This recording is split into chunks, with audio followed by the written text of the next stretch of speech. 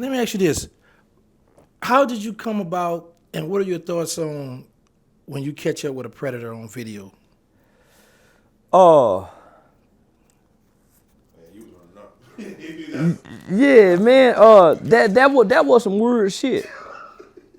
You know, man, my thoughts on it is because it's a crime predominantly committed. Not that all people don't do it, but for the most part, when you look at the FBI statistics, more white men are convicted of sex crime, child predator crime, and things of that nature. So first thing I noticed that mostly everybody we ran up on was white, and not only were they white, we was doing this in an affluent area. We wasn't going down off in the ghetto catching predators, which I know the predators lurk in the ghetto, but it be them uncles and, you know, the cousins and mama's boyfriend.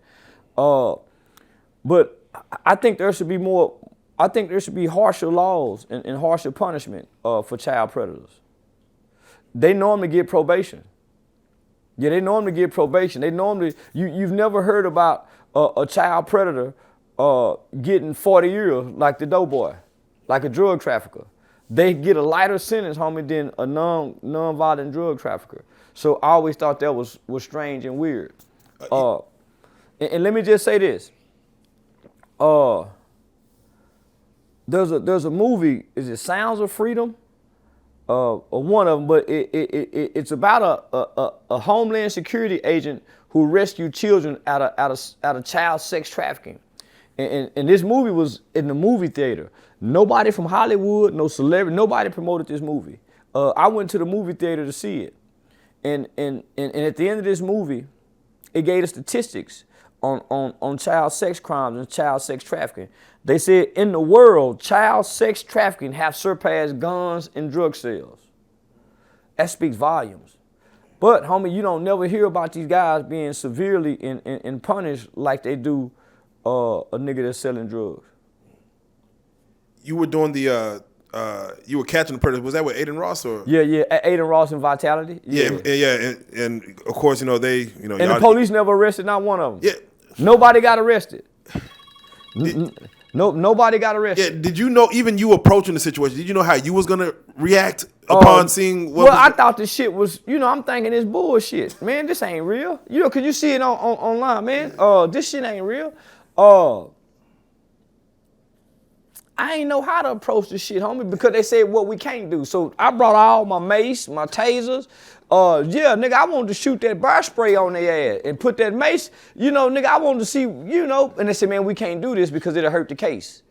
So you know, they document everything and end up sending it to the prosecutors and the police officers, and then on the back end, they pursue these guys. But nobody was arrested on the spot. Well, there's a story about a guy named Jarvis Butts, who was with a 12-year-old. It's like a big story.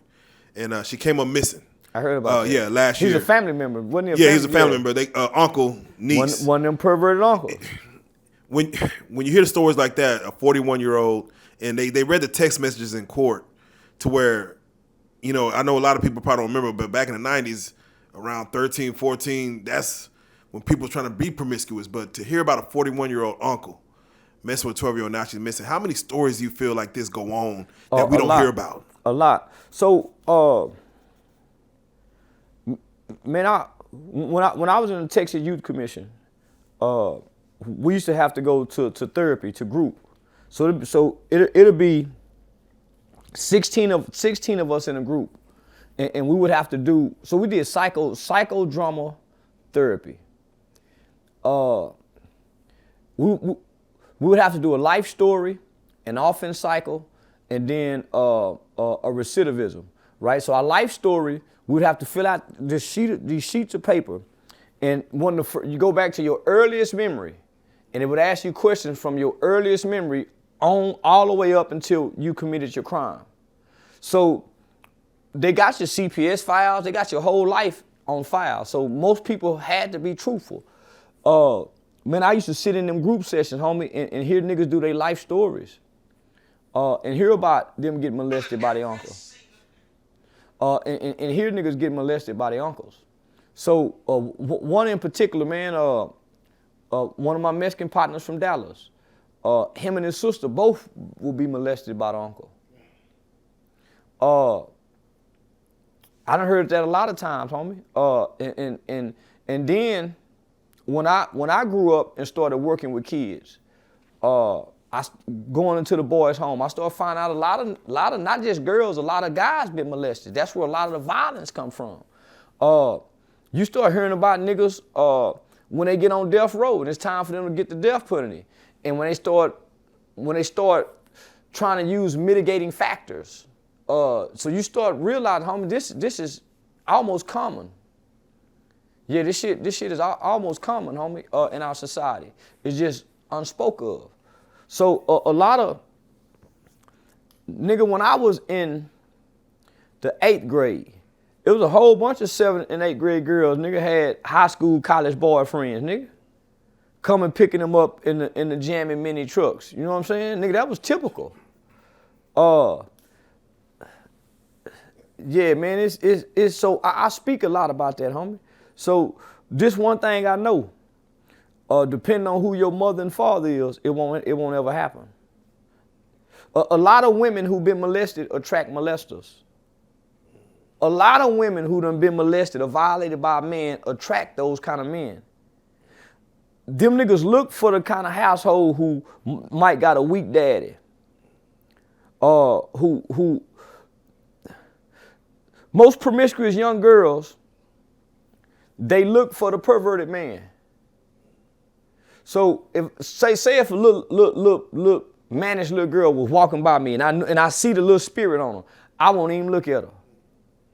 They looking for the man that's go glance at them, look him in the eye, look him up and down. Man, I ignore a little girl like that because I know what she's looking for. She's looking to be violated. It's the spirit inside of her, because at some point she's already been introduced to this, whether it was a cousin hunching on her, them older hunching cousins. So typically it starts in the family, like this situation. Typically it starts in the family. Do you feel if there was harsher punishment, there might be a reduction in cases of this? If you got the death penalty, they start getting a death penalty, homie, and you don't wait 10, 15 years to die. You die at the end of the month. If they start castrating niggas,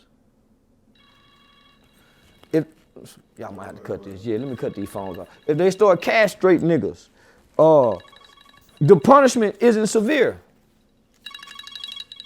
The punishment isn't severe. So that's homie, that's how you deter crime. Man, if you really want to deter something, nigga, make that motherfucking punishment severe for a nigga. So that's the problem, niggas. Most pedophiles, most child molesters, they might get a probated sentence, homie. Most of them get probation. That's why you hear about them doing it more than one time. Most of them get slapped on the wrist.